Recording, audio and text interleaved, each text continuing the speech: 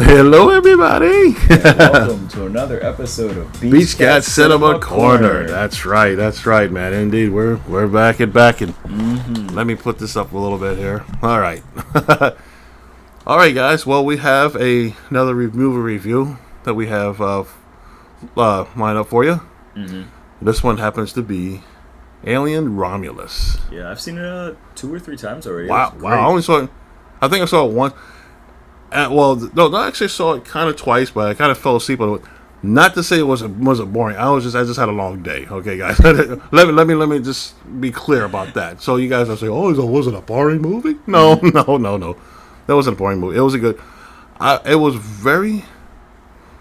Man, lack of better words. I mean, it was really well done. Yeah. It reminded me just really back to the aliens back in like the ones in the very first Alien movie. That was in the 70s with Sigourney Weaver. Or was that in the 70s? Was that 80s? 79, baby. Okay. 79, yep. With Sigourney Weaver, Ian Holm, just to name a few actors out there. Yeah. Yeah, it was back in. Now you think about Aliens, which came out in 86. Yeah, that was again when Sigourney Weaver reprised the role, and you had Michael Biehn. What's my boy? Bill Paxton that played it. It was in there. Yeah, he was. May he rest in peace. Great guy. But I mean, so on and so forth. I mean, there've been so many Alien movies. Some were actually was pretty cool. Others I wasn't really too crazy about. The Alien Covenant was so. I mean, I was just like, I could do it. But I liked. The Alien Resurrection was, I mean, it was okay. It wasn't. I mean, though Sigourney Weaver was in it, but it was just still not. I think it wasn't the greatest Alien movie that, by far, that I enjoyed watching. But Alien Romulus, man, I'll tell you what, it was pretty interesting. Yeah, I mean, I think the first thing that I really enjoyed about the movie was that they really brought that claustrophobic fear factor back, and I loved the Covenant, I loved Prometheus, and I do wish that there was a trilogy sequel, which I feel like this one did lead towards some of those essences from those movies. But the one thing about the kind of giant worldscape of those movies is that it loses that kind of claustrophobic fear factor, and I think that when they're on these ships and they're stuck there, it really brings that back with a small cast, and they're all trying to survive. And the other thing I liked was that the movie had an $80 million budget, and I love the fact that all the actors were just not a bunch of A-listers that just took the whole budget, so they had budget to do these different things. That's true. Yeah, he's right. Yeah, I mean, it weren't the A-list actors. I mean, it was all these, they hired this whole new different talent that you never known of, which I think they crushed it. Yeah, and I mean, it just goes to show that there are tons of actors out here at all different levels and brackets that can hold that world on their shoulders. Absolutely. It's just nice to see different faces telling different stories, and not just the same ones all the time. Yeah, I agree. Yeah, and once again, I mean, I love the CGI. Yeah, in there with the xenomorphs. Now, here's one thing I was kind of in question with. Well, you had the synthetic girl that played. His name was Andy. That was he was oh my gosh, I can't think of what was the characters' names. Like they call him like those are her brother. You know, I think they've been together for some time. But with her family, her mom and dad. But then when he was introduced to the other synth, I think what was his name? Ross? Rook. Yeah. Okay. Here's what I'm getting at here, guys. The Rook, I think it was a CGI version of Ian Holm that he played on the first Alien movie, but his name was Ash. So that kind of makes me wonder: was there two synthetics that looked just like each other? Because there was Ash and then there was Rook, but it was kind of hard. I mean, to really detect because the way how the scene was that the cameras was kind of like kind of shadowed a little bit of his face. You're not talking about the one guy that was cut in half that was just with the half of his body on the desk, right? Yeah, that's Rook. Okay. Yeah, that's Rook. But he was the one who was telling when they put the chip from David, right? Was it David? Yeah, was it David?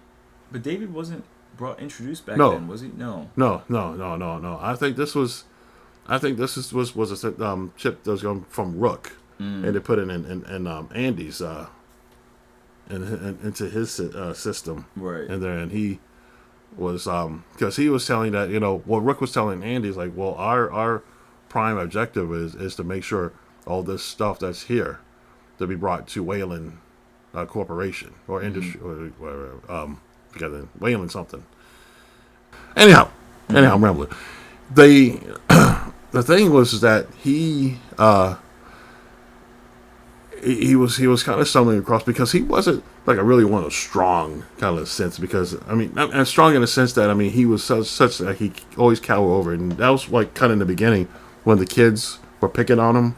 Yeah, which And, allowed like, him to show his humanity, I think. Yeah, before he because switched. he's not allowed. Well, according to the storylines, like the synthetics are not allowed to harm another human being. Right. Within unless there's somehow they were programmed by somebody else or what have you.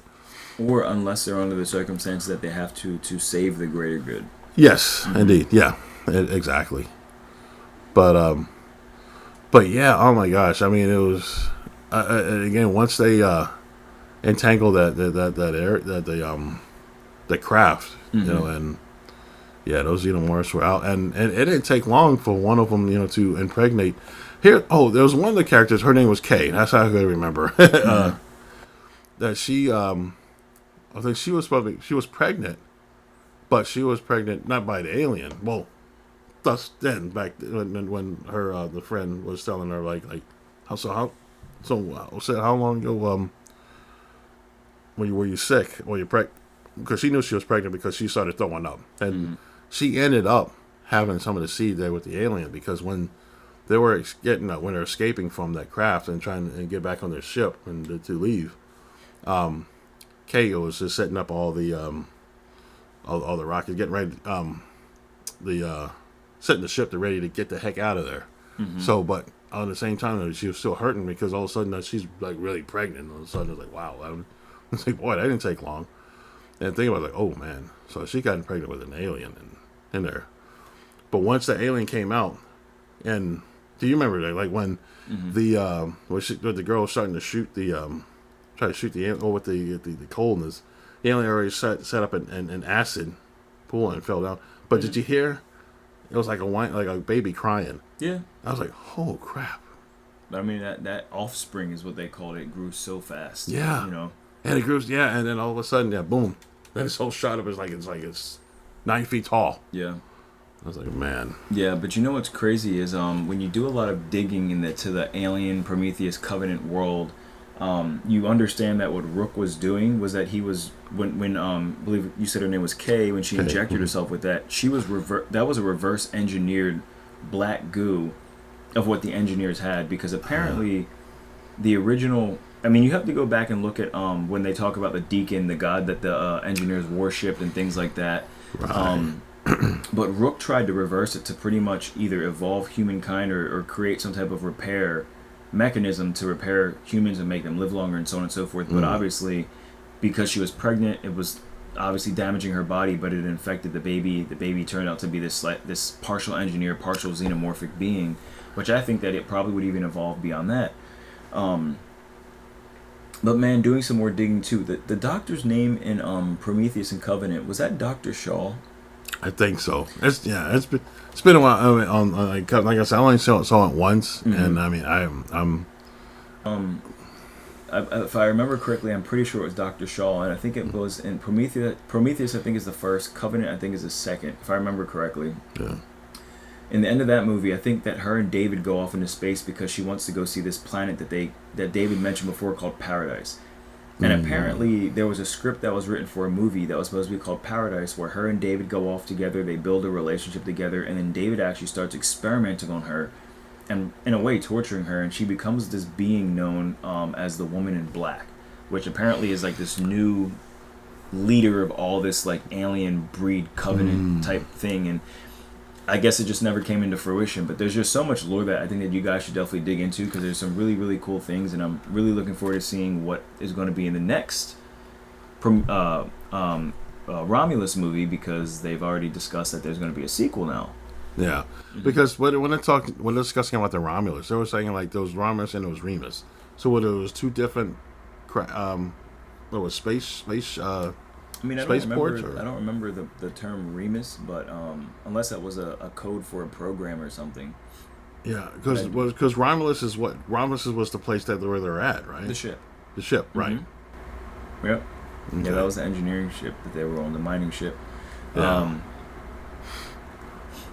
But yeah, Right. I don't remember the Remus. I mean, well, one of the guys that was in there. That's what I'm saying. I'll have to score it probably about a 7.5. Don't really have any issues with the film. I do it a 9.5, guys. I've Wow. watched it twice. I love the fear factor in it. I love the bringing forward new actors or newer actors. I love the change of the storyline and the hints back to the original storyline. I love the hints to the Prometheus and Covenant film. So, I mean, it definitely fulfilled a lot of things that I was looking forward to. Cool. Mm-hmm. And there you have it, guys. There it is. So go check it out if you haven't already. The Alien Romulus. It is actually on Amazon Prime. Mm-hmm. And let us know what you think. Yeah. Thank you for all your subscribers out there. Mm-hmm. And we all new subscribers welcome. And if you guys, please don't forget to write a comment down below. Let us know what you thought. What your thoughts are on the movie. And also this, right? yes, and this is also doesn't want to be on Thanksgiving week, guys. I want to hope you guys enjoy yourselves.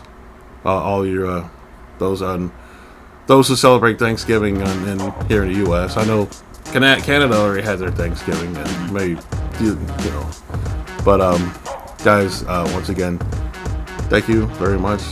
Take care, and we will see you guys on the next go around. Yeah. All right. Also, be safe during your Black Friday shopping. Yes. Shop. Be curious, be kind, be cool, Yep. and have fun. All right. Catch you guys later.